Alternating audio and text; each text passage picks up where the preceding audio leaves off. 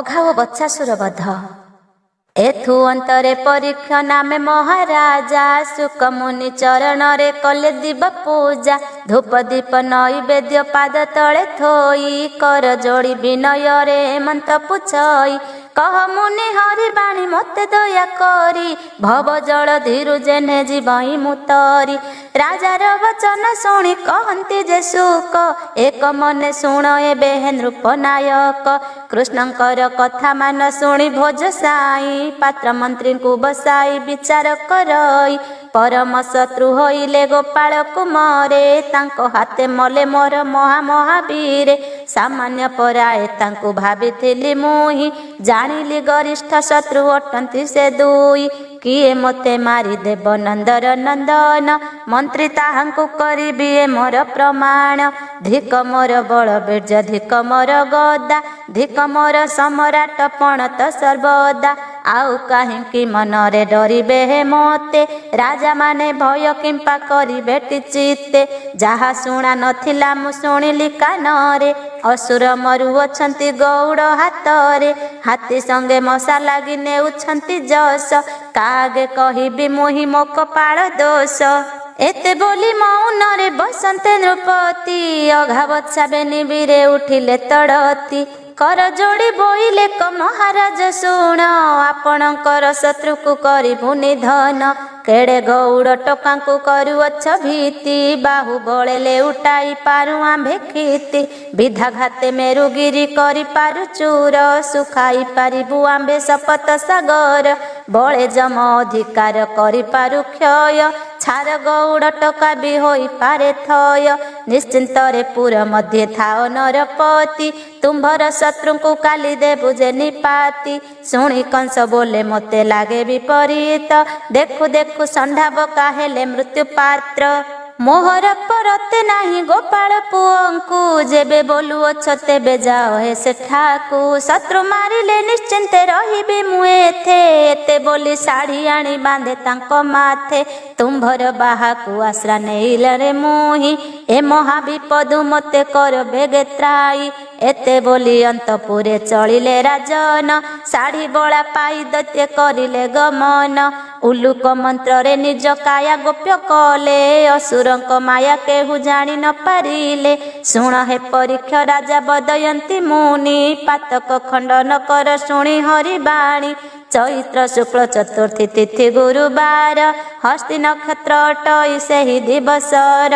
ବସନ୍ତ ଋତୁ ହେତୁରୁ ନାନା ପୁଷ୍ପ ଫୁଟି ସୌରଭ ଗନ୍ଧ ଚତୁର୍ଦିଗରେ ପ୍ରକଟି। ଦକ୍ଷିଣାମଳୟ ବାତ ବହେ ଘନ ଘନ ବୃକ୍ଷରେ ବସି କୋକିଳ କରେ ମୃଦୁ ସୋନ।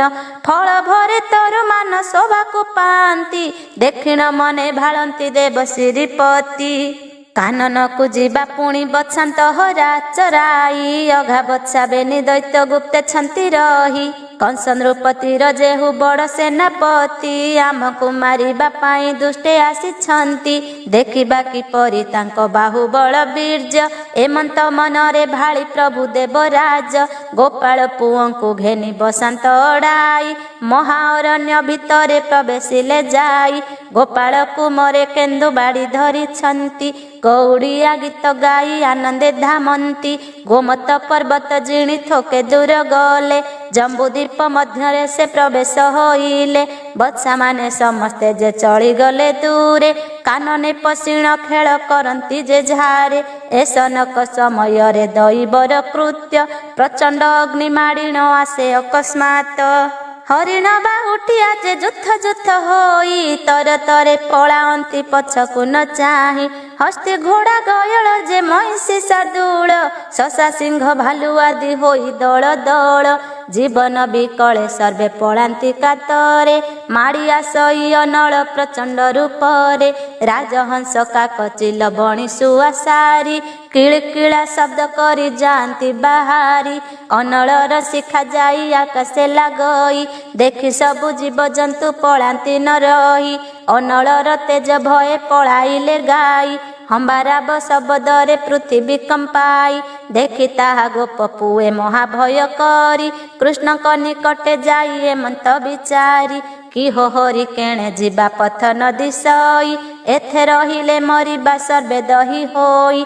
श्रीकृष्ण बोइले सबु बछांत अड़ाओ एही बाटे पळाइबा अथय न हुओ।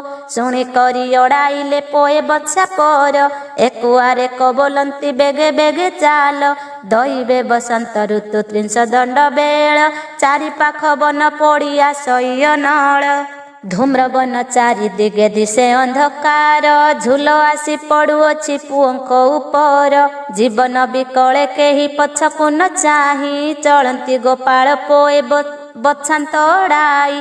विचारंती एथे सर्वे आजी हेबा नाश आरते डाकंती रक्षा कर लोक ईश। पूर्व जन्मे अबा करिथिलु केउ पाप आस्थाने मरिलु न देखिले माँ बाप। हे दुर्गे रक्षा कर गो आंभंकु विपदु रक्षा कर राम हरिए महापदु। निर्जन बन कंदर केणे बाट नाही कुआड़े जीवु आंभंकु बुद्धि न दिसई। अनाथ होइलु एबे रख भगवान एते बोली उच्च स्वरे करंती रोदन। चित्रधारा बोली करी एक नदी गोटी आडंबर पर्वत से आसुअछि फूटी। महेंद्र नामे पर्वत तार निकटरे मस्तक लागई तार आकाश मार्गरे। ता समान गिरी कोटा पृथ्वी रे नाही अघा बछा बेनी बीरे थिले तही रही। गाईंकर हंबाराब बाछुरींक धाड़ी षंडंकर मुख ध्वनि पुत्रंक तड़बड़ी। एही परी शब्द जहाँ शोभे भयंकर दूरे थाई न जानिला ताहा अघासुर। खंडे दूरु देखे आसुछंती बच्चा पल दानव भाड़ई एबे होइला त भल। उदर पुराई भुंजी बई मन इच्छा पुनः होइला अनेक काल मन बांछा। कहु कहु असुर जे मुख विस्तारिला स्वर्ग मर्त्य बेनी पथ गोटिया छादिला।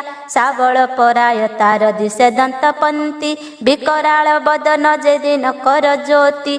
देह दिशुअछि पुणी महागिरी प्राय कुराल चक्र पराय नयन बुलाए। विकटाल रूपे दैत अछि आकरी पुओंक सहिते तही पशिले बाछुरी। पाताल पराए तार उदर गभीर रामकृष्ण सहित रे पशिले तहीर। पाटी पकाइब बोली करन्ते विचार सेही कथा गोटी जानी पारी चक्रधर। मुथ मारी बाहारिले मूर्धना बिदारी गोप पुओंक संगरे बाहारिले हरि। धेनु बरड़िया गाई बाछुरी जेतेक केही न रही बाहर होइले प्रत्यक्ष। चाहु चाहु पिंड तार प्राण हेला गत कौतुके विनाशिले दुर्बार दैत। तहु थका एक दूर जानते पड़ाई बछासुर छामुरे से पड़िले कजाई। अघा परी बछा मध्य रही अछि तही सबुଙ୍କୁ गिଳିବ बोली बाट थिला चाही। जेसने प्रमत्त भालु भके पक जिंटी तेसने गाई बाछुरी भक्षई साउंटी। असुर काम रूपी से धरे नाना रूप क्षणे दृश्य हुए पुणी क्षणे हुए गोप्य। देखी करी बलदेव धाइले कपरे चापड़े माइले नेई बछा मस्तकरे। जे बण चापोड़ा बाजी मेरु हुए चूर से चापोड़ा बाजंते कि जीव सुर। घाए घुमाइण सेहु पड़े महाबली मूर्धना फाटिण मला न पारिण चली। शुण परीक्षित राजा बदयंती मुनि दैत्य मारी रामकृष्ण रखिले मेदिनी। मायाधर पुरुष से माया रचिथिले दैत मारिबा पाई बने जाइथिले। पुणी थका एक दूरे देखिले कुमर आग आड़े बन पोड़ी हुई प्रखर। देखी करी समस्ते जे स्तंभीभूते रही चौदिगे बेढ़ी अग्नि काहि पथ नाही। के बोले पानी रे पशि जीवन रखिबा अग्नि लिभि गले पुणी गृहे फेरी जीवा। के बोले आम्भे सिनात रखिबा जीवन बच्छा पोड़ी मले धर्म नाश हेब जान। एते बोली पुणी सर्वे चकितरे रही महाभय कले बन अनळकु चाही। एक दृष्टि रे अनाई गोविंदंक मुख बोइले कतुंभे थाउ आंभर ए दुख। अनेक विपद रक्षा करी अछु हरि अघा बच्छा पेटु आम्भे थांतु कि उबुरी। तोहर जोगरु सिना रहिला जीवन तु ही आंब भाई बंधु पिंडर कारण। पुओ मानक विकल देखि देवराज बोइले तुम्भे सकले चक्षु मान बुझ।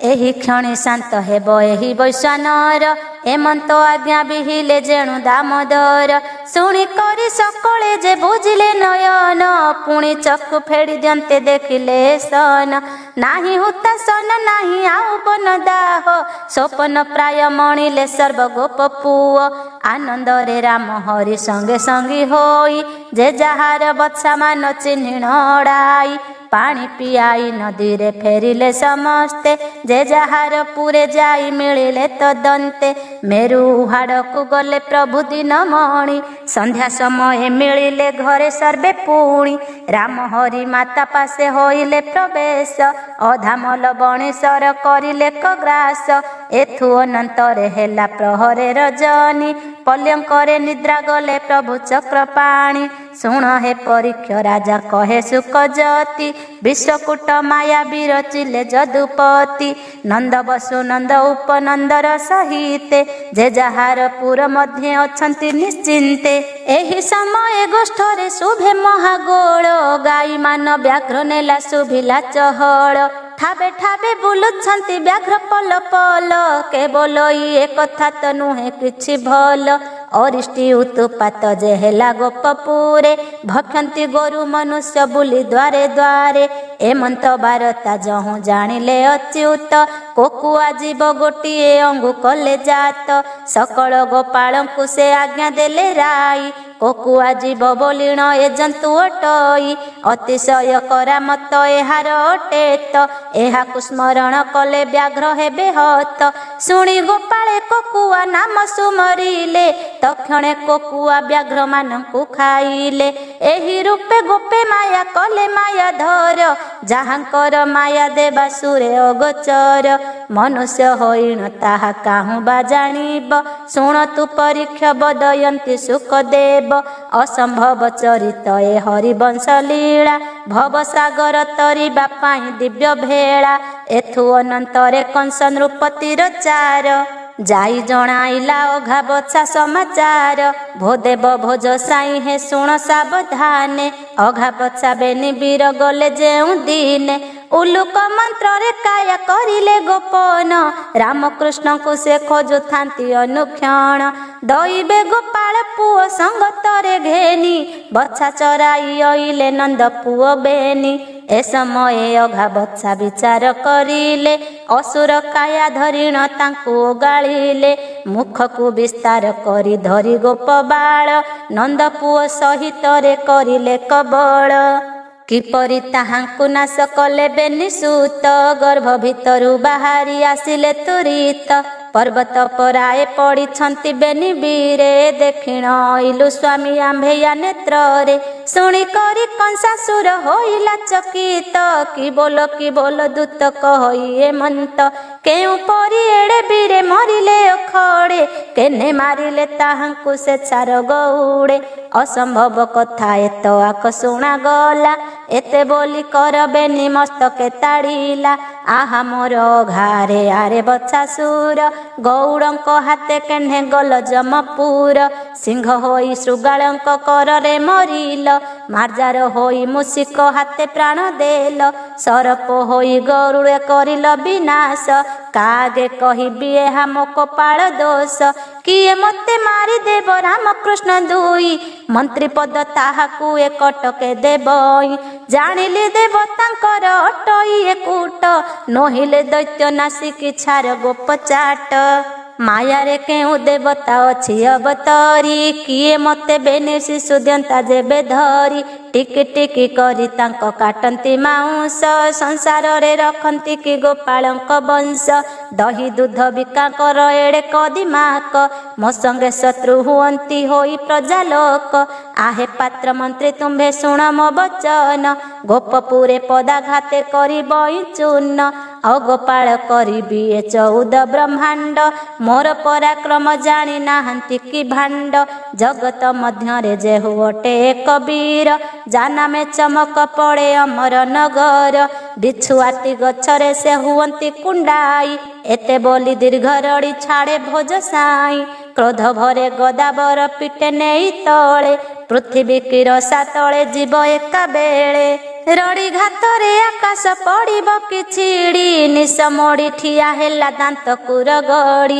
ମୁଁ ଯେବେ ଉଗ୍ରସେନର ଅଟଇ କୁମର ସାଗରେ ମାଡ଼ିବି ନିଶ୍ଚେ ନେଇ ଗୋପପୁର କଂସର ଉଗ୍ର ମୂରତି ଦେଖି କେସି ଦୈତ୍ୟ କର ଯୋଡ଼ି ବୋଲେ ସ୍ୱାମୀ କୋପ କର ଶାନ୍ତ ଛାର ଗଉଡ଼ ଟୋକାଙ୍କୁ ଯିବ ତୁମ୍ଭେ ମାରି ମନ କଲେ କ୍ଷଣ କରେ ଆଣିଦେବି ଧରି ସୁଚନ୍ଦ୍ରାଙ୍କୁ ମାଇଲେ ଯେ ହାତ ଗନ୍ଧାଇବ ଯାହାର ସମରେ କ୍ଷମ ନୁହଁଇବା ସବ ଜାନାମେ ଗର୍ଭିଣୀ ନାରୀ ବାଟ ଛାଡ଼ି ଯାଏ ଯମକାଳ ଦଣ୍ଡ ଯେହୁ କରିଅଛି କ୍ଷୟେ ସେ ପୁଣି ଗଉଡ଼ ସଙ୍ଗେ କରିବ ବିବାଦ ଶୁଣିଲେ ଲୋକ ସମାଜ ହେବ ଅପବାଦ କ୍ରୋଧ ଶାନ୍ତ କର ଦେବ ରୁହ ନିଶ୍ଚିନ୍ତରେ ନନ୍ଦ ପୁଅଙ୍କୁ ମାରିବା କଳ କୌଶଳରେ ପିମ୍ପୁଡ଼ି ମାରିବା ପାଇଁ କେତେ କମାତର କ୍ଷଣ କରେ ପେଶି ଦେବି ମୁହିଁ ଯମପୁର କେଶିର ମୁଖରୁ ଏହା ଶୁଣି ଭୋଜପତି ଆସ୍ଥାନ ମଉଳି ଗଲା ହୋଇ ଶାନ୍ତ ମୂର୍ତ୍ତି ଜୟ ତୁ ରାଧିକେ ମାଗୋ ଜଗତ ମୋହିନୀ ଚିଦାନନ୍ଦ ସ୍ୱରୂପ ତୁ ବିଷ୍ଣୁ ବିଳାସିନୀ ରାଜେଶ୍ୱରୀ ଅଟୁ ତୁ ହି ଜଗତର ମାତ ତୋ ମାୟାରେ ଚରାଚର ପ୍ରାଣୀ ବିମୋହିତ ନମୟୀ ଅଚ୍ୟୁତ ଦାସ ତୋ ପାଦ କମଳେ ଜଗତନାଥଙ୍କୁ ବସ କଲୁ ଅବହେଳେ। ବତ୍ସାସୁରର ପୂର୍ବଜନ୍ମ ବୃତ୍ତାନ୍ତ ଏବଂ ଶ୍ରୀକୃଷ୍ଣଙ୍କର ଘାଟ ସଧା। ଏଥୁ ଅନ୍ତରେ ପରୀକ୍ଷ ନାମେ ମହାରାଜା ସୁକମୁନି ଚରଣରେ କଲେ ଦିବ୍ୟ ପୂଜା ଭୋମୁନି ଅପୂର୍ବ କଥା କହିଲ ହିଁ ମୁହିଁ ଏ ଦେହରେ ମୋକ୍ଷ ହେବି ହରିପାଦ ଧ୍ୟାଇ ବିଷ୍ଣୁଙ୍କ ପୂର୍ବ ଲୀଳା ଶ୍ରୀ ଭାଗବତ ଅମିୟର 100 ହାତ ପଞ୍ଚଦେବ ଅର୍ଥ ଶୁଣାଇଲ ମୋତେ ଆଣି କରି ଅନୁଗ୍ରହ ଏତେ ବୋଲି ପ୍ରଣିପାତ କରି ନରରାୟ ପଚାରେ ଭୋମୁନି ଅଘା ବତ୍ସା ଦୁହେଁ ମଲେ ପୂର୍ବ ଜନ୍ମେ କାହିଁ ସେହୁ ତପ କରିଥିଲେ ରାମକୃଷ୍ଣଙ୍କ ହସ୍ତରେ ହୋଇଲେ ନିଧନ ଏହା ଶୁଣିବାକୁ ମୋର ବଳଇ ଯେ ମନ ସଂକ୍ଷେପୀ ମୋତେ କହିବା ହେତ ପଚାରି ଏତେ କହି ବାରମ୍ବାର ନମେ ଦଣ୍ଡଧାରୀ ରାଜାର ବଚନ ଶୁଣି ବୋଲନ୍ତି ବ୍ରହ୍ମର୍ଷି ଶୁଣ ସାବଧାନେ ଏବେ ଅଭିମନ୍ୟୁ ଶିଶି ତ୍ରିଶୂଳ ବୋଲିଣ ସତ୍ୟ ଯୁଗେ ଏକ ରାଜା ପୁତ୍ର ପରାୟ କରିଣ ପାଳୁଥାଏ ପ୍ରଜା ବଡ଼ ଧାର୍ମିକ ନୃପତି ଅବନି ମଣ୍ଡଳେ ଯାଜ୍ଞ ଯଜ୍ଞ ବହୁ କଲା ରହି ରବି ତଳେ ସମୟ ତାହାର ଏକ ପୁତ୍ର ଉପୁଜିଲା ସମବିନ୍ଦୁ ବୋଲି ରାଜା ତାର ନାମ ଦେଲା କ୍ରମେ କ୍ରମେ ବର୍ଦ୍ଧିତ ଯେ ହୋଇଲା କୁମର ଯୁବା ବୟସ ହୁଅନ୍ତେ ଦକ୍ଷିଣ ପିୟର ରାଜ୍ୟଭାର ଦେଇ ତାକୁ ଗଲା ସ୍ୱର୍ଗପୁରେ ମନ ଦେଇ ଶୁଣ ରାଜା ଏଥୁ ଅନନ୍ତରେ ସମବିନ୍ଦୁ ବିଚାର ଏକାନ୍ତରେ ବସି ଅଶ୍ୱମେଧ ଯାଗ କରି ହେବି ସ୍ୱର୍ଗବାସୀ ଏତେ ଭାବି ଋଷି ମୁନି ଡକାଇ ଆଣିଲା ଇନ୍ଦ୍ର କୁବେରଙ୍କ ମତେ ଯାଗ ଆରମ୍ଭିଲା ଅଶ୍ୱମେଧ ଯାଗ ଗୋଟି କଲା ଅବିଘ୍ନରେ ସେ ଧର୍ମ ବଳରୁ ଗଲା ଅମର ନଗରେ ଦେଖି କରି ବ୍ରହ୍ମପୁତ୍ରେ ଉପହାସ କଲେ ଅମରପୁରେ ଅଇଲୁ କିପରି ବୋଇଲେ ସମବିନ୍ଦୁ ବୋଲେ ଅଶ୍ୱମେଧ ମୁହିଁ କଲି ଆହୁତି ଦେଇଣ ଦେବଗଣଙ୍କୁ ତୋଷିଲି ବ୍ରହ୍ମପୁତ୍ରେ ବୋଇଲେ ତୁ ମହାଯାଗ କଲୁ ଆମ୍ଭଙ୍କୁ ସେହି ଯାଗରେ ବରଣ ନ କଲୁ ତୁ ହିତ ଜାଣୁ ଆମ୍ଭେ ତ ବେଦ ଅଧିକାରୀ ଚାରି ବେଦ ଷଡ଼ ଶାସ୍ତ୍ର ପୁରାଣ ଆଦି କରି ଆମ୍ଭ ଭଳି ଲୋକମାନେ ନ ପାଇଲୁ ପୂଜା ଅପ୍ରୟୋଜନ ଯଜ୍ଞ ତ ହେଲା ମହାରାଜା କେବଳ ଯାଜ୍ଞିକ ତୋର କରାଇଲା ଯାଗ ଏ କଥା ତଥ୍ୟ କରିଣ କହ ଆମ୍ଭ ଆଗ ମୁଖ ନ ଚାହିଁ ତୋ ହିତ ପାତ କି ପରାଣୀ ନ କହିଲେ ଅଭିଶାପ ପାଇବୁ ଏ କ୍ଷଣି ସମବିନ୍ଦୁ କହେ ଇନ୍ଦ୍ର ବରୁଣ ଏବେନି ଅଶ୍ୱମେଧ କରାଇଲେ ଦୁର୍ବାସାଙ୍କୁ ଘେନି ଆକାଶ ଗଙ୍ଗା କୂଳରେ କରି ଯାଗ କୁଣ୍ଡ ଆହୁତି ଦିଆଇଲେ ସେ ହୋଇ ଏକ ରୁଣ୍ଡ ମୁହିଁ ନ ଜାଣେ କିପରି ଜାଗର ଯେ ବିଧି ଇନ୍ଦ୍ର ବରୁଣ ଏ କାର୍ଯ୍ୟ କରାଇଲେ ସିଦ୍ଧି ଶୁଣି ବ୍ରହ୍ମପୁତ୍ର ମାନେ କଲେ ମହାକୋପ ଆରେ ଇନ୍ଦ୍ର ବରୁଣରେ ଏଡ଼େ ତୁମ୍ଭ ଦର୍ପ ଅଶ୍ୱମେଧ ଯାଗ କଲା ସମବିନ୍ଦୁ ରାଜ ତୁମ୍ଭେ ଯାଗନିକ ଆମ୍ଭେ ହୋଇଲୁ ଅପୂଜ୍ୟ ପ୍ରତ୍ୟକ୍ଷେ ବ୍ରହ୍ମ ନିନ୍ଦୁକ ହୋଇଲଟି ଯେଣୁ ଅନେକ ପାତକ ମାନ ରଜିଲ ତେଣୁ दोष अनुक्रमे देई तुम्भंकु जे शास्ति असुर रूपरे तुम्भे जात हुओ କ୍ଷୀତି ଅଘାବତ୍ସା ନାମ ବହିଥିବ ମେଦିନୀରେ ଭକ୍ଷିବ ଗୋରୁ ବ୍ରାହ୍ମଣ ଋଷି ମୁନି ନରେ ଦୁର୍ବାର ଦଇତ ତୁମ୍ଭେ ହେବ ଅନର୍ଗଳ ଏହି ରୂପେ ଧରି ତୁମ୍ଭେ ଥିବ ବହୁ କାଳ ଶୁଣିଣ ଇନ୍ଦ୍ର ବରୁଣ ମହାଭୟ କଲେ ସାପ ମୁକତି କାରଣ ବିନୟ ପୁଛିଲେ ବ୍ରହ୍ମପୁତ୍ରେ ଦୟା କରି ବୋଇଲେ ମନ୍ତ ଗୋବିନ୍ଦ ରଙ୍ଗ ଅବତାରେ ହେବେ ତୁମ୍ଭେ ଭକ୍ତ କଂସ ସେନାପତି ହୋଇ କୃଷ୍ଣ ମାରି ଯିବ ବନ ଦଗ୍ଧ ସମୟରେ ତାହାଙ୍କୁ ଭେଟିବ ପାଟି ବିସ୍ତାରି ଗିଳିବ ଗୋପାଳ ପୁଅଙ୍କୁ ରାମ ହରି ବିନାଶିବେ ସେ କାଳେ ତୁମ୍ଭଙ୍କୁ ଶ୍ରୀକରେ ବଧ ହୋଇଣ ସାପୁ ହେବ ମୁକ୍ତ ଏମନ୍ତ ରୂପେ କହିଲେ ତାଙ୍କୁ ବ୍ରହ୍ମସୂତ ଅଭିଶାପ ପାଇ ଯେହୁ ଦୈତ୍ୟ ହୋଇଥିଲେ ଏବେ ରାମକୃଷ୍ଣ ହସ୍ତେ ମରି ସ୍ୱର୍ଗେ ଗଲେ ଶୁଣି ପରୀକ୍ଷ ନୃପତି ହୋଇଲା ସନ୍ତୋଷ ବୋଇଲା ଭୋମୁନି ଦେଇ ଧର୍ମ ଉପଦେଶ ଶୁଣି ମୁଁ କୃତାର୍ଥ ହେଲି ପିଣ୍ଡକୁ ତାରିଲି ହରିବଂଶ ବାଣୀ କର୍ଣ୍ଣ ପୁଟରେ ଶୁଣିଲି ଏଥୁ ଅନନ୍ତରେ କିସ କଲେ ଜନାର୍ଦ୍ଦନ ତାହା ମୋତେ ସଂକ୍ଷେପିଣ କହତ ପୋଧନ ବଦୟନ୍ତୀ ସୁକ ମୁନି ଶୁଣ ତୁମ୍ଭେ ରାଏ ଏଥୁ ଅନନ୍ତରେ କେତେ ଦିନ ଗତ ହୁଏ ଏକ ଦିନେ ବୃନ୍ଦାବନେ ଗଲେ ବନମାଳି ହାତରେ ଧରି ଅଛନ୍ତି ବିରହ ମୁରଲି ତାଳୁ ପରେ ଦିବ୍ୟ ଚୂଳ ଅତି ଶୋଭା ପାଏ ଦକ୍ଷିଣ ଭୁଜରେ ଯଷ୍ଟି ଏକ ଖଣ୍ଡି ଶୋହେ ପାଦରେ ରତ୍ନ କଠାଉ କଟି ତଟେ ବାସ ପାଦରେ ରତ୍ନ କଠାଉ କଟି ତଟେ ବାସ କର୍ଣ୍ଣରେ ରତ୍ନ କୁଣ୍ଡଳ ଦିନ କର ତ୍ରାସ କଣ୍ଠ ତଟେ ବ୍ୟାଘ୍ର ନଖ ହରିଡାର ମାଳ ଶରୀର ଦିଶଇ ଯେନେ ନୀଳ ଇନ୍ଦି ଦଳ କୋଟିଏ କନ୍ଦର୍ପ ରୂପ ଧରି ଦେବରାଏ କୁଞ୍ଜବନ ଭିତରେ ସେ କରିଲେ ବିଜୟ ଏକାଳେ କଦମ୍ବ ମୂଳେ ବିଜେ କଲେ ହରି ମୋହନ ମୂରତି ଧରି ପ୍ରଭୁ ନର ହରି ଏସନ ସମୟ ତହୁଁ ସର୍ବଗୋପ ବାଳି ପସରା ମାନ ଘେନିଣ ଯାଆନ୍ତି ସେ ଚଳି ପ୍ରତ୍ୟହ ଛେନା ଗୋଟିକା ଅଧାମ ଯେ ଘେନି ରାଜା କଟକେ ବିକନ୍ତି ନେଇ ଗୋପାଳୁଣି ଘୃତ ଦୁଗ୍ଧ ଦହି ଘେନି ଛେନାର କାକରା ଗମନ୍ତି ଧରିଣ ନବ ଲକ୍ଷ ଯେ ପସରା ସମସ୍ତେ ପସରା ନେଇ ବିକନ୍ତି ଯେ ହାଟେ ଗୋପପୁର ମଥୁରାକୁ ଅଛି ଏକ ବାଟେ ମଥାରେ ପସରା ବହି ଯାନ୍ତି ବେଗେ ଚଳି ରୁହ ରୁହ ବୋଲି ଆଗେ ଶ୍ରୀହରି ଓ ଗାଳି ଗୋପୀ ମାନେ ବୋଲନ୍ତି ରେ ବାବୁ କିସ ପାଇଁ ଶ୍ରୀକୃଷ୍ଣ ବୋଇଲେ ଯିବ ଘାଟ ଦାନ ଦେଇ ବିଡ଼ିଆ ଲାଗି ରାଜାଙ୍କ ପଡ଼ିଛି କଉଡ଼ି ପସରା କେ କଡ଼ାଏ ଯେ କର ମାନ ଚଢ଼ି କାଲି ଏ କଥା ନୂତନ କରି ଭିଆଇଲେ ବେପାରୀ ବି ଶୋଇ ପଣେ ମୋତେ ଶାଢ଼ୀ ଦେଲେ ବୋଝକେ ଚିହ୍ନାଏ ଭାରେ ମାଡ଼ ଏକ ହୋଏ ଏମନ୍ତ ଘାଟ ଦାନ ଯେ ହୋଇଛି ଉପାଏ ଗୋପୀଏ ବୋଇଲେ ବାବୁ ଶୁଣ ଚକ୍ର ପାଣି କଅଁଳା ପୁଅ ତୁ କହ ସମ୍ଭବ ବାଣୀ ଚାହୁଁ ଚାହୁଁ କଥା ବାବୁ କହୁ ଏଡ଼େ ଆଣ୍ଟ କେବଣ ଠାରୁ ଆଣିଣ ଦେବୁ ଆମ୍ଭ ଘାଟ ଗୋବିନ୍ଦ ବୋଇଲେ ଆଗେ ଶୁଣ ଗୋପାଙ୍ଗନା ତୁମ୍ଭର ପାଦ ନୂପୁର ଶସ୍ତ୍ରେ ମାଡ଼ ସିନା ବିଦ ମୁଦି କଙ୍କଣ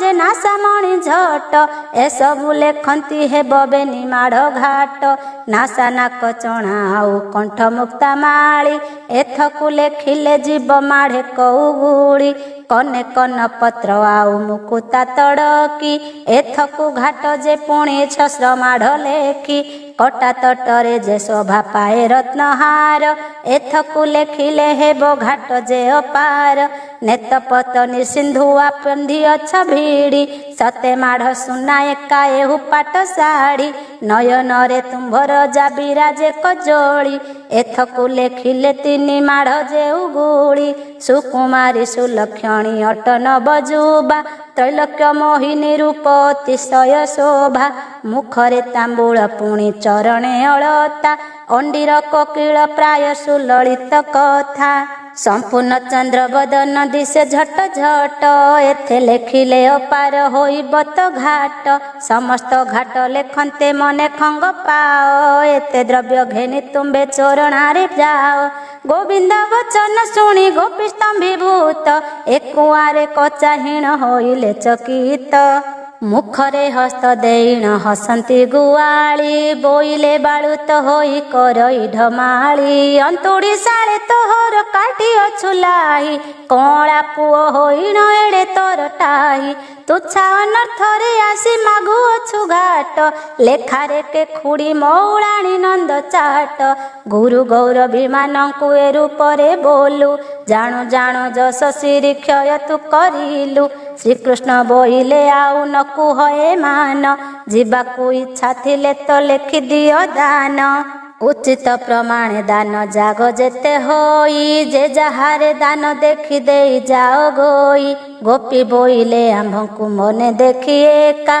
बनस्थ भितरे पशि करुअछु डका गोपाळे जानिले तोते बोली बेटी मंद बिछुआती घेनी पिता पिटी बटी नंद जसोदा घरे आंभे कहिले टी जाई घरु बाहर करिण देव घौड़ाई एक कथा जानिब जेबे कंस राजा बाबू अखड़े अकाଳରେ मरण लभिबु एकोईर बला तुझे अटु ऋषिकेश पातक करिले क्षय होइब जस धर्मरे होइब हानि लोकरे अकीर्ति आउ बारे बदनरे न बोल एमंती कृष्ण बोइले कंसकु नाही मोर डर राजांक बिड़िया लागी साधु अच्छी कर अन्याय कहिले सिना होइब जस राजांकर आदेश मु करिब किस बालक देखिण मते भुलाई लड़ुछ बेभारे पसराइति करुअछ मिछ तुम्भर चरित मुहि जाणई गुआली हाट हाटु आनी तुम्भे बाट बारुआली से कथा मान पछकु पकाइण दिय जे झाबड़पण थोई कौड़ी गणी जाओ तुम्भर गुहारी कि जे नाही मोर डर अन्याय कले म दोष हेब ना संसार विषयीपणरे मुत पाई अछि साड़ी तेणु उचिते साधई बसिण कौड़ी कृष्णक वचन शुणी बोलंती गुआली असंभव कथा किंपा कहु बनमाली कला पुओ कथारे नहे तोते जीणी दान मागिले निश्चय देबुले उठाणी एबे आंभे माने जान कौड़ी आनी नाहु हरकत न कर तू आनिबा ना काहू ए बेलक प्रत्येक करी छाड़ ऋषिकेश अपरते करू जेबे रख तू जिनिस आंबिल हे बगरस बिकिबु ना जाइले उठाणी बेले बंधा नेबु मुकुड़ाई कृष्ण बोइले आजी मो अनुकूल कौड़ी एक्षणी न पाइले मुन देबई छाड़ी गोपीए बोइले आंभे गृहे फेरी जीबु उचित होइले ही क्षणी आनी देबु गोविंद बोइले गोपी होइले कि बाई हस्तु फिटिले भेट कि तुम्भर बापाई प्रथमे पड़िया कले न होइब कार्य घाट न पाइले किए छाड़ू अछि आज कहूँ कहूँ बेल हेला प्रहर जेतिनी क्षुधारे व्याकुल हेले सकल कामिनी पसरा गोर समान रखी जे जहारे तहु गोपीए बोलंती अति कोप भरे केते जंजाल आमକୁ करू दामोदर बेल उछुर होइला झगड़ा न कर छाड़ी दियो बाट बाबू जीवा मधुपुर प्रहरक मध्यरे जे फेरिबु सतोर आहे गोपीनाथ मान आंभर जे बोल खंडपण करिबार नहे किछि भल आंभ संगतरे किंपा करू खंडियाली आंभे कुल बधु अटु 16 बाली तुम्भे आंभंकु तो जाणो आंभे तोते जाणु मागणा कथारे गंजु अछु जाणु जाणु बाबू कौन सिकाले नाही एथे घाट तुछाकु गळ लगाउ आरे नंद चाट आउ दुख नदी अजे बेगे दियो छाड़ी जे झा मंदिर कु आंभे जीबुरे बाहुड़ी अपार बोलणा आसी हेला लोकित जानता हेले गोपाळे करिबु केमंत श्रीकृष्ण बोइले जेबे लोड़ू अछ जाई कथाए मागिबी तुम्भे पारिब कि देई गोपीए बोलंती तु ही मागिबु रे जा त्रिबार सत्य आंभर देबु निश्चय ताहा। गोपींकर निष्ठा वाक्य शुणी भगवान बोइले प्रीति दान रे मोर प्रयोजन। सर्वदा रहिब तुम्भ आंभर पीरती कौड़ी रे कार्य नाही मोर रूपवती। गोपिका भाଳିले जाहा कने शुणा नाही बाळ कला पुअर संगे संग काहि। शुणिबाकु विडंबन कहते भविष्य अज्ञान बाळुत पुअ बोले जी सतीश। त्रिदश देवता प्राय दिशई जांग के जाने गोपरे जात होइछि अनंग। गोविंद बोइले तुम्भे की कथा विचार तुम्भर पाई किसी नामर अवतार। स्तंभीभूत हेले गोपी कृष्ण वाक्य शुणी एकई बदन चाहि आरे कजे भणी। उपहास कथाए गोपी सजे करिबा जसदार मुख आउ के मन्ते चाहिबा। शुणिले लोके आंभंकु हेब उपहास बातुल प्राय बाळुत बोले जी सतीश। थोकाए बोइले आउ केते हेबा दही क्षुदारे बैकुल्य तो हेला आंभ देही। मागणा कथारे केते दह्य हेबाज सम्मत करी भंडिबा तेबे हेब कार्य। बाळुत बाई कुअल पके भंडी पारी सम्मत करिण गृहे जीवा गो बाहारी। एका जणे आंभर गो किस करी पारी आंबे नव सहस्र बाळी धरसी न पारी। जेबे धर पगड़ गो करे बलात्कारे गाल भांगी देबा तार विधा कहुणी रे। खड़ू मूसा मारी तार पिठी भांगी देबा जाइण नंद राजा को सकल कहिबा। एमंत विचारी सर्वे हंते महारोष मायारे मोहिले हरि गोपींक मानस। किछि कहिण गोपी ते सनमत कले श्रीकृष्ण को घेनी कुंज वन रे मिलिले। 16 सहस्र नायिका से सर्वे गोप बाळी आपणे तेते स्वरूप धरि बनमाळी। मदन मोहन रूप धइले मुरारी दक्षिण मोह होइले सर्व गोप नारी। कृष्ण गोपींकर तहि एकत्रे मिलन निरखीर परा एक होइला अभिन्न। तदपरे गोपी माने श्रीकृष्ण को चाहि बोइले किस कहिबु बेसी भावग्राही। तुम्भे छाड़िले आंभंकु न छाड़ु तुम्भंकु अनुग्रह करिथिब सर्वदा आंभंकु। श्रीकृष्ण बोइले तुम्भे शुण गोपी माने तुम्भ पाई जन्मिले मुए गोप भुवने।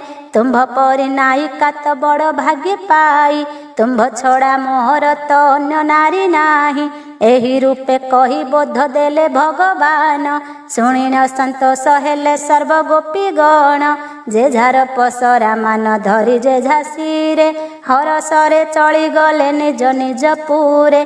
गोविंद मध्य आपणा गृह को चलिले जाई माता निकटरे प्रवेश होइले। दूध सर लवणी जे करिले भोजन घाट सधा एही ठारे होइला संपूर्ण। गोपी गोविंदंकर ए रास क्रीड़ा वाणी परीक्ष आगे कहिले सुख महामुनि। दशम स्कंधर एहु अटई चरित इदम अष्टाविंश अध्याय हेला समापत। से गोपीनाथंक पादे सदा मोर सेवा अच्युत दास कवि की गति मुक्ति देवा। राधा कृष्णंकर नावकाली एथु अंते परीक्षित नामे महाराजा पूछिले से सुख मुनि पादे करी पूजा। भो मुनि अपूर्व कथा शुणी तब मुखु ए देहरे मुकत मुहे भी देखु देखु। श्रीकृष्ण बाल लीला विचित्र चरित कनकु आय ग्रस पंचदेवर अर्थ। जेउ नारायण स्वामी खंडिले भूभार तांको कीर्ति एही भागवत ग्रंथ सार। तब से मुखरु शुणी होई विमुखत पुणी कृष्ण किस कले कह से चरित। राजार विनय बाणी शुणी सुख मुनि बोलंती जे सावधान शुण नृपमणि। ए हरिवंश चरित अत्यंत पवित्र शुणी शुणाइबा लोके हुवंती मुकत।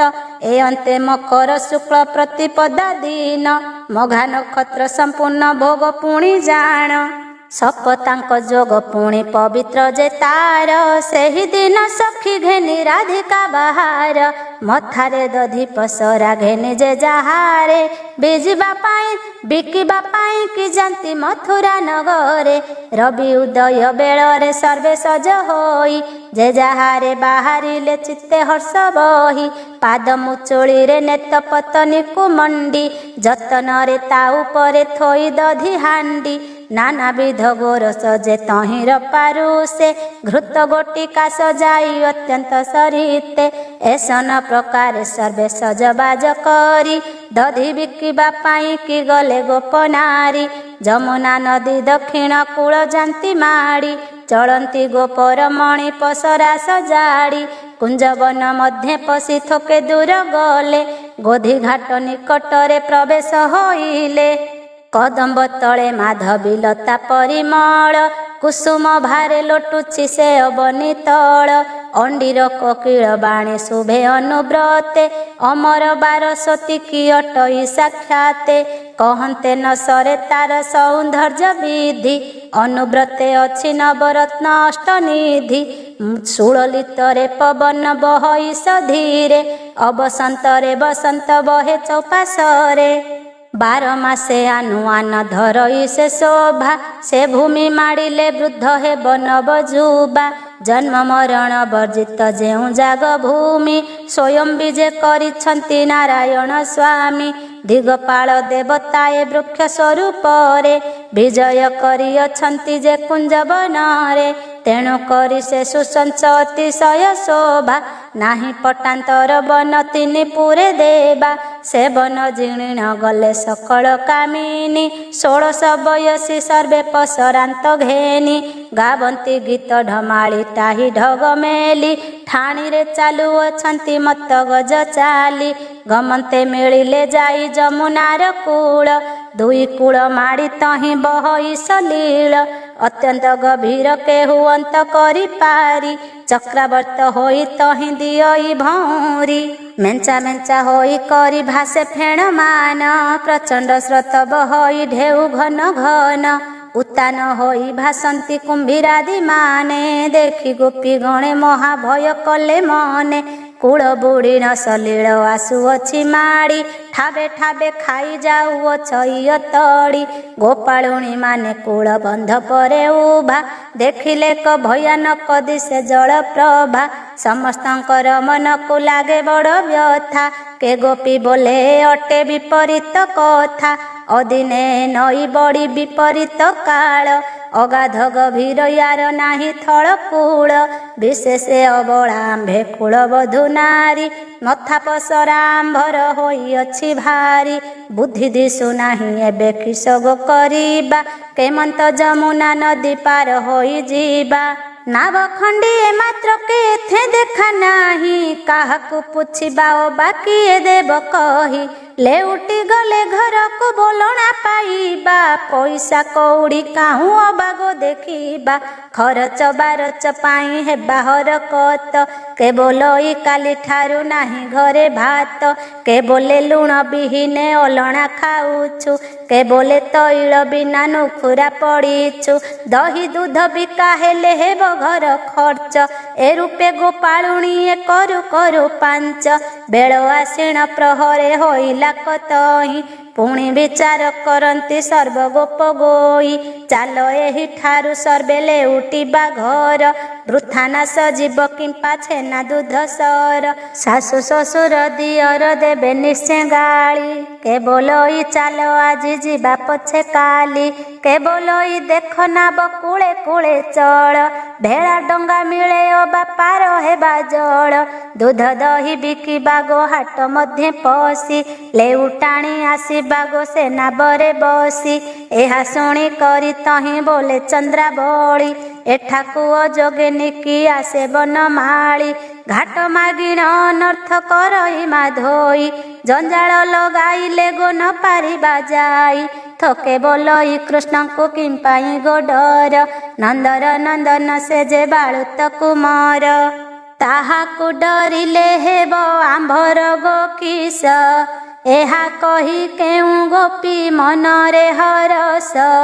କେବଲେ ତାହାର ଗୁରୁ ଗୌରବୀ ନାହିଁ ସମସ୍ତଙ୍କୁ ପରିହାସେ କରଇ ସେଟାହି କେବଳ ଇଜି ସତୀଶ କହଇ ନ ଜାଣି ଅନୁଚିତ କଥା ବୋଲେ ତାକୁ ଗୋନ ଜିଣି କେବଳ ଇ କହେ ବଡ଼ ଗୋଚର କଥା କେବଲେ ଅଟଇ ସେହୁ କେବଣ ଦେବତା କେବଲେ ସକଳ ଗୁଣ ତାହାଠାରେ ଥାଇ ଅପାଙ୍ଗରେ ସର୍ବମନ ପାରଇ ସେ ମୋହି କେବଲେ ଜାଣଇ ସେହୁ କେବଣ ମନ୍ତର ମୋହର ମନରୁ ଦଣ୍ଡେ ନୁହଇ ଅନ୍ତର ଆସନ ଶୟନ ଆଉ ଗମନ ଭୋଜନେ ବ୍ରହ୍ମଜ୍ଞାନ ପ୍ରାୟ ନେତ୍ରେ ନାଚେ ଅନୁକ୍ଷଣେ ଏହି ରୂପେ ବିଚାରନ୍ତି ସର୍ବଗୋପ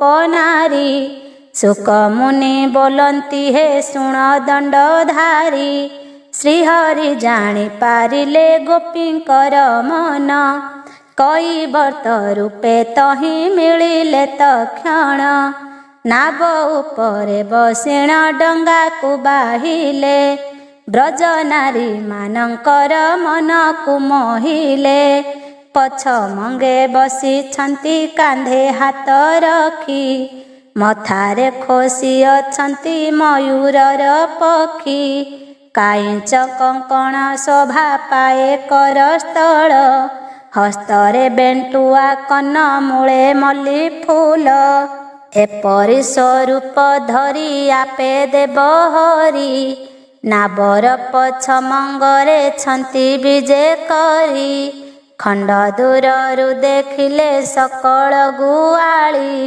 ନାବ ଦେଖିଣ ସମସ୍ତେ ହୁଅନ୍ତି କୁରୁଳି ସମସ୍ତଙ୍କ ଦୃଷ୍ଟି ଯାଇ ପଡ଼ିଲା ନାବରେ ଏକ କୁଆରେ କପୁଣ ଧାମେ ଅତି ଖରେ ନାବର ପାଶେ ସକଳେ ମିଳିଲେ କଯାଇ ବୋଇଲେ ପାରି କର ହୋ କୈବର୍ତ୍ତ ଭାଇ ଏଠାରେ ବେଳ ଏବେ ତ ହେଲାଣି ଉଛୁଳ ମଥୁରାକୁ ଯିବା ପାଇଁ ପଥ ବହୁ ଦୂର କୈବର୍ତ୍ତ ବୋଲେ ମୋହର ନାବ ଯେ ଦଦରା ସହି ନ ପାରିବ ଜାଣ ଏତେ ଲୋକ ଭରା ଜଣ ଜଣ ହୋଇ ତୁମ୍ଭେ ନାବ ପରେ ବସ ସୁଖେ ପାରି କରି ଦେବି ଯିବ ଆର ପାଶ ଗୋପୀଏ ବୋଇଲେ ଶୁଣ କୈବର୍ତ୍ତ ନନା ଦୁଇ ଜଣ ଲେଖା ପାରି କରି ଦିଅ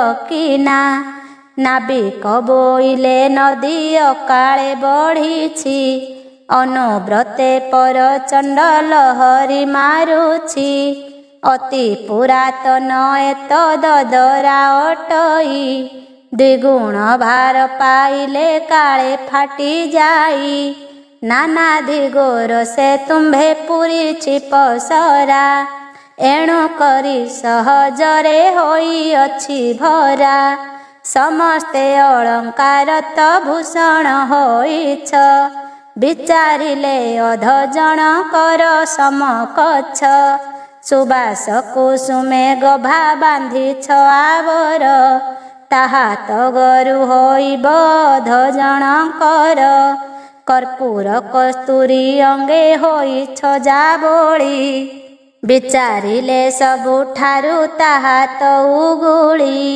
ଇଚ୍ଛା ହେଲେ ଜଣେ ଜଣେ ହୋଇପାରି ହୁଅ ନୋହିଲେ ଇଚ୍ଛା ସୁଖରେ ଗୃହେ ଫେରି ଯାଅ ଗୋପିକା ବୋଇଲେ ତାହା ସମ୍ମତ ଆମ୍ଭର ଧାତିକାରେ ଜଣେ ଜଣେ ଧରି ପାରି କର ଜଣ କରେ ପଦିକାଏ ମୂଳ ଦେବୁ ତୋତେ ଲେଉଟାଣି ବେଳେ ପାରି କରିବୁ ଏ ମନ୍ତେ ଧୀରେ ନାବ ଲଗାଇଲେ କୂଳେ ବନମାଳି ପ୍ରଥମେ ନାବେ ବସିଲା ଯାଇ ଚନ୍ଦ୍ରବାଳି ନାବ ଉପରେ ବିଚିତ୍ର ରଖି ଦୃଢ଼ କରି ଆପଣେ ପସରା ପାଶେ ବସିଲା ସୁନ୍ଦରୀ ଧାତିକାରେ ନାବ ବାହା ବୋଲୁ ଚନ୍ଦ୍ରାବଳି ଧୀରେ ପେଲି ଦେଲେ ନାବ ତହୁଁ ବନମାଳି ପଛ ମଙ୍ଗେ ବସି ନାବ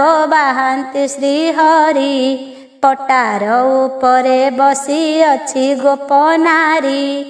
ଅଧା ନଦୀରେ ନାବ ଯେ ହୋଇଲା ପ୍ରବେଶ। ଘୋର ଅନ୍ଧକାର ତହୁଁ ଘୋଟେ 10 ଦିଶ। ସେହିଠାରେ ନାବ ଗୋଟି ରହେ ଥିର ହୋଇ। ରାଧିକା ମନ ମଧ୍ୟରେ ରୂପେ ଭାବଇ। ଅକାଳରେ କାହୁଁ ମାଡ଼ି ଆସିଲା କୁହୁଡ଼ି। ବିଧାତା ପୁରୁଷ କରେ ଅଦିନରେ ବଢ଼ି। ମୁଁ ଆଗ ନାବେ ବସିଲି ନ ବୁଝି ନ ଜାଣି। ଦଇବର କୃତ୍ୟ ଏହା ନ ପାରିଲି ଜାଣି। ଏତେ ଭାଳି ରାଧିକା ଯେ ଧର୍ମ ସୁମରଇ। ଅକଳିତ ଗଭୀରତ ଏ ନଦୀ ଅଟଇ। ଅବଳା ଯୁବତୀ ମୁହିଁ ନାବେ ଅଛି ଏକା। ସହୋଦର ହୋଇ ମୋର ଜଣେ ନାହିଁ ସଖା। କହୁ କହୁ ନାବେ ହେଲା ଆଣ୍ଠୁ ଯାଏ ପାଣି। ଭାବେ ନାବ ଗୋଟି ତ ବୁଡ଼ିବ ଏ କ୍ଷଣି। ପ୍ରଖର ସୁଅ ଏଥିରେ ଅଥଳ କୂଳ ନାହିଁ। କୈବର୍ତ୍ତର ନାମ ଧରି ଉଚ୍ଚରେ ଡାକଇ। 5 ବେଳ ରାବ ଦେଲା ନ ଶୁଣିଲେ କେହି। ଡରେ ଥରହର କମ୍ପେ ରାଧିକାର ଦେହି। ଆହେ କୈବର୍ତ୍ତ୍ୟ ବୋଲି ପୁଣ ପୁଣ ଡାକି। କରମ ଆଦରି ବାମା ଧର୍ମେ ଦିଏ ସାକ୍ଷୀ। ପୁଣି ବିଚାରେ କୈବର୍ତ୍ତ୍ୟ ବା ବୁଡ଼ି ମଲା। ପୁଣି ବିଚାରେ କୁମ୍ଭୀର କିଅ ବା ଖାଇଲା। ପୁଣି ବିଚାରେ ନାବରୁ ଖସିକି ପଡ଼ିଲା। ଅଜଗରେ କୈବର୍ତ୍ତ ଗୋଟି ନାଶ ହେଲା। ନହିଲେ ନାବ କିମ୍ପାଇଁ ହନ୍ତା ସ୍ତମ୍ଭୀଭୂତ। ନିଶ୍ଚୟ ତ ବିଡ଼ମ୍ବନ ଦଇବର କୃତ୍ୟ। ଏହି ରୂପେ ବ୍ୟାକୁଳିତ ହନ୍ତେ ଚନ୍ଦ୍ରାବଳୀ। ମଦନ ମୋହନ ରୂପ ଧରି ବନମାଳୀ। ରାଧା ମାଧବ ସେଠାରେ ହେଲେ ଏକ ସଙ୍ଗ। ବଢ଼ିଲା କୌତୁକର ସେ ନାନା କେଳି ରଙ୍ଗ। ନାବ ଉପରେ ବିଚିତ୍ର ମନ୍ଦିର ରଚନା। ରତ୍ନ ପଲ୍ୟଙ୍କରେ ବିଜେ କୃଷ୍ଣ ଗୋପାଙ୍ଗନା। 16 କଳାଗ୍ରତି ଯେ 32 ଆଲିଙ୍ଗନ। 64 ବନ୍ଧେ ଶୃଙ୍ଗାର ବିଧାତା ଭିଆଣ। ଉଭୟଙ୍କ ଅନୁମତେ ବଢ଼ିଲା ପୀରତି। ଯେତେ ନାରୀ ଥିଲେ କୃଷ୍ଣ ହେଲେ ତେତେ ମୂର୍ତ୍ତି। ତହୁଁ ସେ ପାରେ ଛାଡ଼ିଣ ରାଧିକା ଗୁଆଳି। ପୁଣି ନାବ ଆଣି ଦେଲେ ଯେ ଦେବ ବନମାଳୀ। ଏହି ରୂପେ ଏକ ଏକ ଗୋପିକାଙ୍କୁ ନେଇ। ଆର ପାଖେ ଛାଡ଼ନ୍ତି ଯେ ଜଗତ ଗୋସାଇଁ। ନାବ କେଳି କରୁ କରୁ ବେଳ 5 ଘଡ଼ି। ଆଦିତ୍ୟ ତେଜ ଲାଗିଣ ଛାଡ଼ିଲା କୁହୁଡ଼ି। ନଦୀ ଶୁଖିଗଲା ପାଣି ହେଲା ଆଣ୍ଠୁଆଣି। ମାୟା କରିଥିଲେ ସିନା ଦେବ ବେଣୁ ପାଣି। ପସରା ମାନ ସଜାଡ଼ି ସର୍ବଗୋପ ନାରୀ। ଦେଖିଲେ ତହିଁରେ ରତ୍ନମାଳ ଅଛି ପୁରୀ। ମଥୁରାରେ ବିକିଲେ ସେ ଯାଇ ଯେତେ ଦ୍ରବ୍ୟ। ଦ୍ୱିଗୁଣ କରି ଟୋକାଇ ପୁରୀ ଅଛି ସର୍ବ। ତା ଦେଖିଣ ଗୋପୀ ମାନେ ହୋଇଲେ ହରସ। ସେଠା ବରୁଲେ ଉଟିଣ ଗଲେ ଯେ ଝାବାସ। ଗୋପନଗରେ ପ୍ରବେଶ ହେଲେ ଯେ ଯାହାରେ। ପସରା ଦେଖାନ୍ତି ନେଇ ଶାଶୁ ନଣନ୍ଦରେ। ଏଥୁ ଅନନ୍ତରେ ନାବ କେଳି ଶେଷ କରି। ବାଳକ ରୂପେ ଗୃହରେ ମିଳିଲେ ମୁରାରୀ। ଏହି ରୂପେ କେତେ ଦିନ ତହୁଁ ଗତ ହୁଏ। ଶୁକ ମୁନି ବୋଇଲେ କଶୁଣ ମହାରାଏ। ବିଚିତ୍ର କ୍ରୀଡ଼ାର ଶଏ ଭାଗବତ ବାଣୀ। ପାପାଧିପାତକ ମାନ ଧ୍ୱଂସ ହେବ ଶୁଣି। न हुलिबय से तांक क्रीडार व्यवस्था। वेद व्यास नंदन जे जानती से कथा। शपथ समुद्र कर पत्रे के बाहिब। सुज्ञानी होइन हरिवंश को कहिब। काठी बढ़ाई आकाश पारिब कि कली। सूची मुने पर्वत के पारिब बाटाली। मानव मात्र भरसा मोर एड़े काहीं।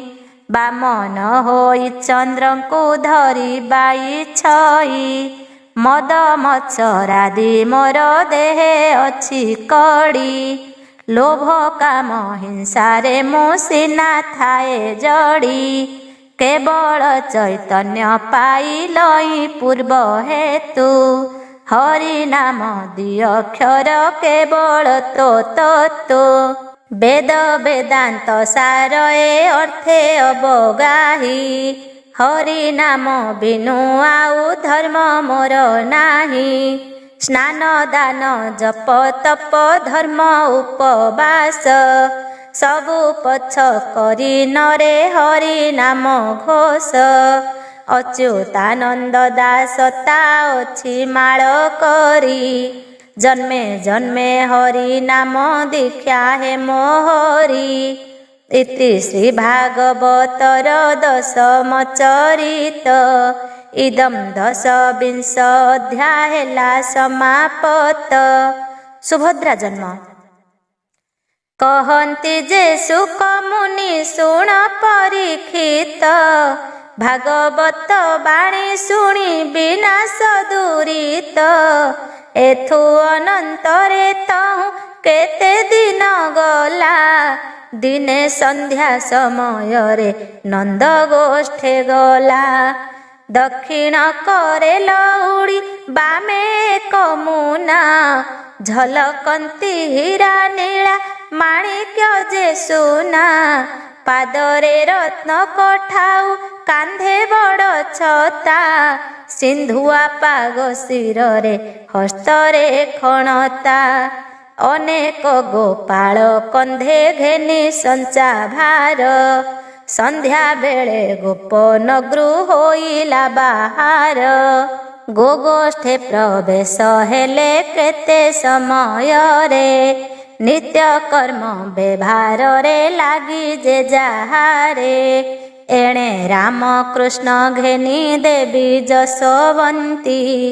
अनेक परिवारिता संगरे अछंती।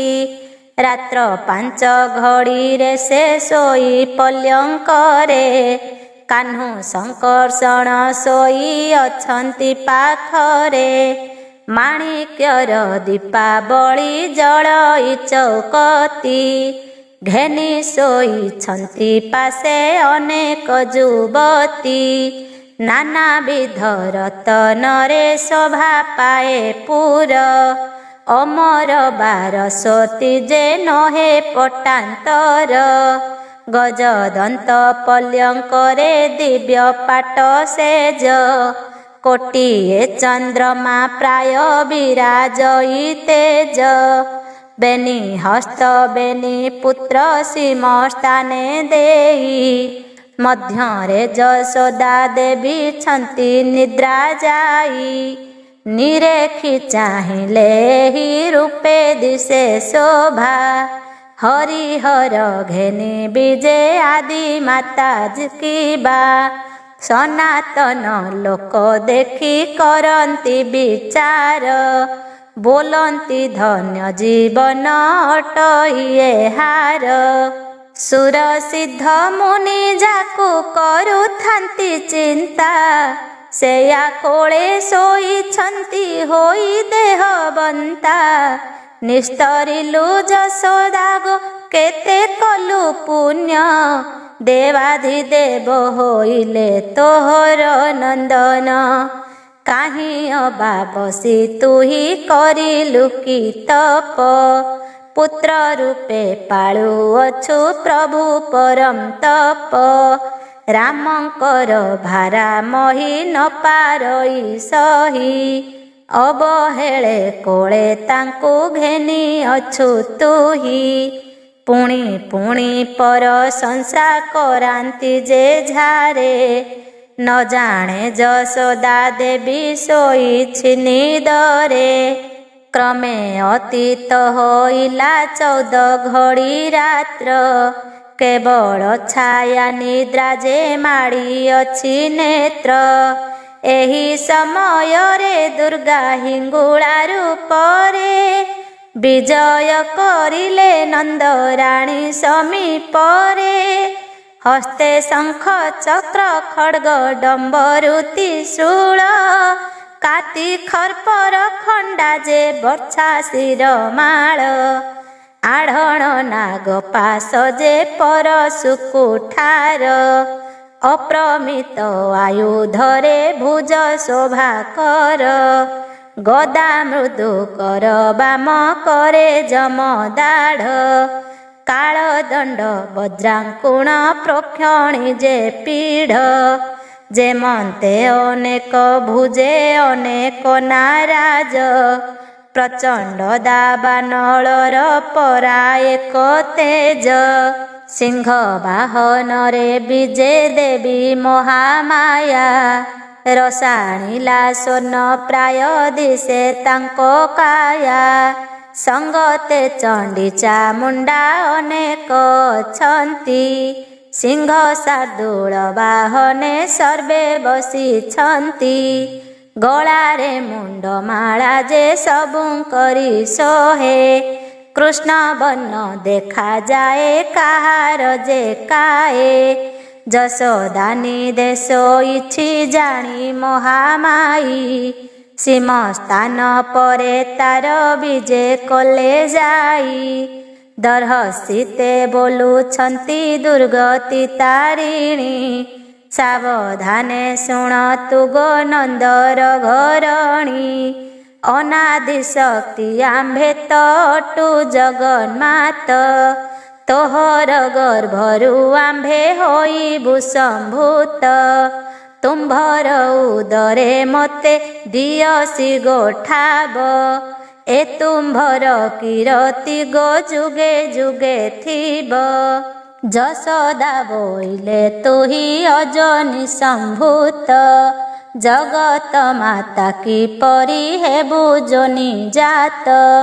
ସ୍ଥାବର ଜଙ୍ଗମ କୀଟ ପତଙ୍ଗାଦି କରି, ଏ ତୁମ୍ଭ କଳ୍ପନାରୁ ଛନ୍ତି ଅବତାରୀ।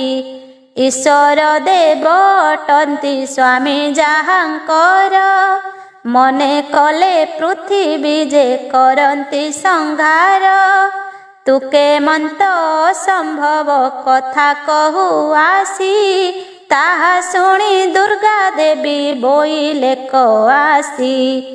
ଏକ ଦିନ କର କଥା ଶୁଣ ମନ ଦେଇ, ତେବେ ସିନା ତୁମ୍ଭର ଗୋ ହୃଦେ ପ୍ରତେ ଯାଇ।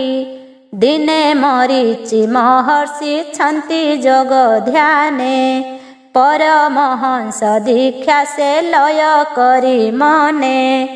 ରୁଦ୍ରାକ୍ଷର ମାଳା ଗୋଟି ଶୋଭା ପାଏ କରେ, 24 ଅକ୍ଷରେ ମନ୍ତ୍ର ଜପନ୍ତି ହୃଦରେ। ଏକଲୟ କରିଣ ସେ ସମାଧିରେ ବସି, ବେଦ ମାତା ଗାୟତ୍ରୀ ବିଜେ କଲେ ହସି। ମୁନି ନ ଜାଣନ୍ତି ଏଥେ ଗାୟତ୍ରୀ ଅଇଲା, ଏହି ରୂପେ 95 ବର୍ଷ ବହିଗଲା। ଦିନେ ଆମ୍ଭେ ଯାଇଥିଲୁ ଭ୍ରମଣ କାରଣେ, ଅକସ୍ମାତେ ମିଳିଗଲୁ ଯାଇଣ ସେ ସ୍ଥାନେ। ଦେଖିଲୁ ଆମ୍ଭେ ଗାୟତ୍ରୀ ବସିଛି ସମ୍ପୁଟେ, ଉଭା ହୋଇଲୁ ଯାଇଣ ତାହାର ନିକଟେ। ମରିଚି ମହର୍ଷି ଛନ୍ତି ମୌନ ବ୍ରତ ହୋଇ, ସମାଧିରେ ବସିଛନ୍ତି ମୂଳ ମନ୍ତ୍ର ଧ୍ୟାଇ। ଗାୟତ୍ରୀ କି ବୋଇଲୁ ତୁ ବସିଛୁ କି ମର୍ଥେ, ସେ କହିଲା ବସେ ଏଥେ ଋଷିଙ୍କର ଅର୍ଥେ।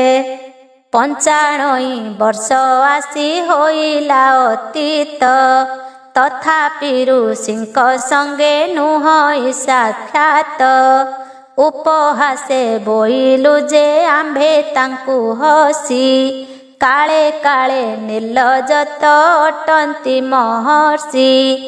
ଅନେକ କାଳ ହେଲା ତ ହୋଇଛି ସମାଧି, ପରମ ଆତ୍ମାରେ ଲୟ ତାର ମାନେ ବୁଦ୍ଧି। ତାହାର ଭେଟ ତୁମ୍ଭେ ଗୋ ପାଇବ ବା କାହିଁ, ତୁମ୍ଭେ ଆସିଛ ବୋଲିଣ ଋଷି ଜାଣେ ନାହିଁ। ମାଗଣା କଥାକୁ ତୁମ୍ଭେ ନୁହଁ ମାନି, ତୁମ୍ଭ ସଙ୍ଗେ କଥା କେହ୍ନେ ହେବେ ମହାଜ୍ଞାନୀ।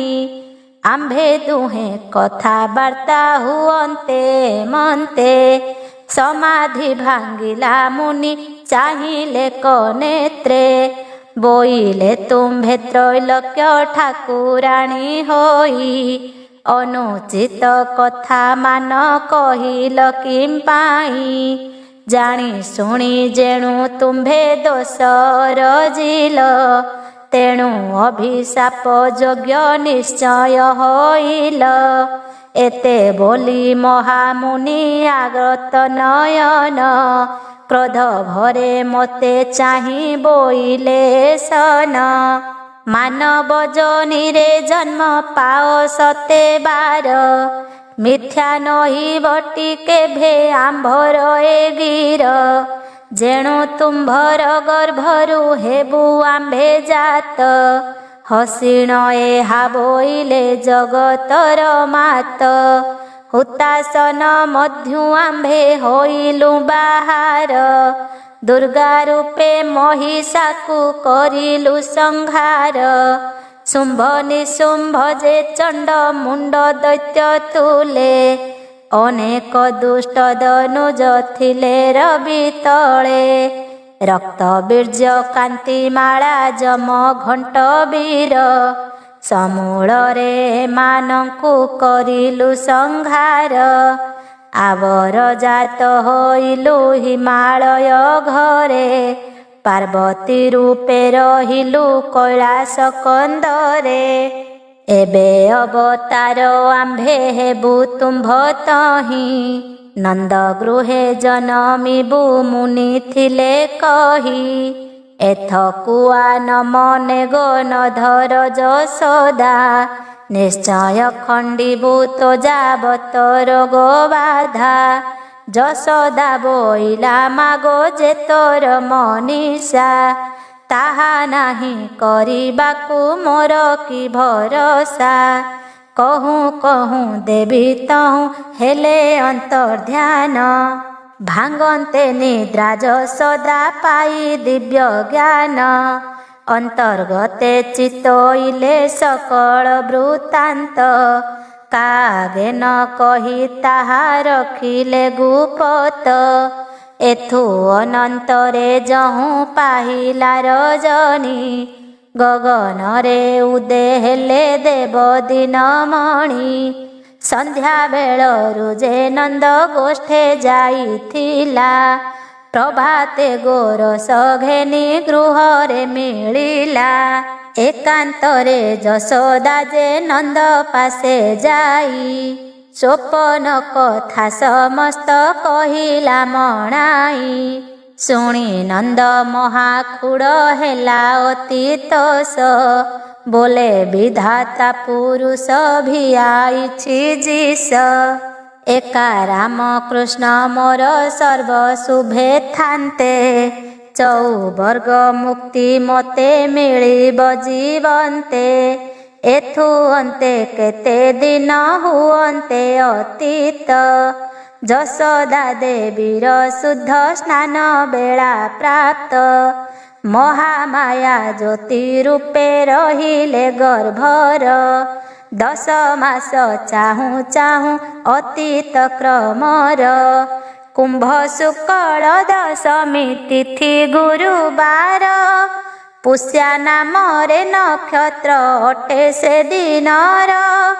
କୌସ୍ତୁଭ ନାମେ ଯୋଗ ଶୁଭ ଯେ କରଣ, रात्र बार दंडे मीन लगन रे पूर्ण जशोदा देवी गर्भरु सुभद्रा संजात जन्म करी जशोदा हेले मूर्छागत किछि क्षणे चेता पाई उठिले सुंदरी अंतुड़िकी सजाड़िले धाई परिबारी दुही तार जन्म शुणी नंद नृप राण परम सानंदे दिन करिले जापन लखे कजे गोदोहन शिव आळे कले नृसिंह कवच चंडी आदि शुणाइले मेषमयी देवींक आगे देले बळी श्रद्धारे देखि धाइले सकल